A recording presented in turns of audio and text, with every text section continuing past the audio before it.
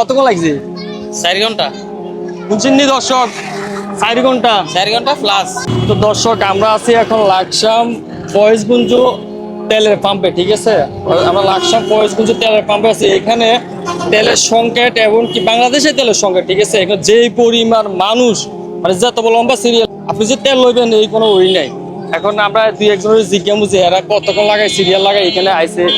বড় মিয়া, আপনি যে সিরিয়াল আইছেন না, কতক্ষণ লাগছে? 4 ঘন্টা। বুঝছেন নি দর্শক, 4 ঘন্টা। 4 ঘন্টা প্লাস। 4 ঘন্টা প্লাস। এনকে ফুল ট্যাঙ্কি তেল দিব নি? 1000 টাকা দিবেন। 1000 টাকার তেল দিব। তো দর্শক আমরা তো নিজেরাই দেখলেন বা নিজেরাই শুনলেন, ঠিক আছে? উনি 4 ঘন্টা প্লাস সিরিয়াল ধরে আইছে তেলের লাই।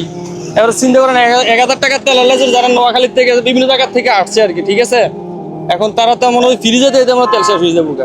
আচ্ছা এই ভাই আপনি তেলের লাই আইছেন কই থেকে আইছেন? আসছি নাঙ্গলকোট থেকে। নাঙ্গলকোট থেকে। কতক্ষণ লাগছে সিরিয়াল আইতে? 4-5 ঘন্টা হবে। 4-5 ঘন্টা। তো আপনারা অবশ্যই জানাবেন যে বাংলাদেশে যে তেলের সংকট, ঠিক আছে? তেলের সংকটটা কবে শেষ হবে? আমি গ্যাপে গ্যাপে দেখাবো যে সিরিয়ালটা কত লম্বা সিরিয়াল, ঠিক আছে? আপনারা অবশ্যই জানাবেন যে আর ভিডিওটা একটু বেশি করে শেয়ার করবেন যেন বাংলাদেশ সরকার পর্যন্ত যায় যে বাংলাদেশের এই সমস্যাটা সমাধানটা কবে হবে। আর দরকার বাইক চালাইতাম না, 1 মাস যখন পরে দেখবো ওই টাকা সমস্যা নাই। এত কষ্ট করে তেল লইয়া আমাদের যে তেল বর্মু তেল যাতে শেষ হয়ে যাবো।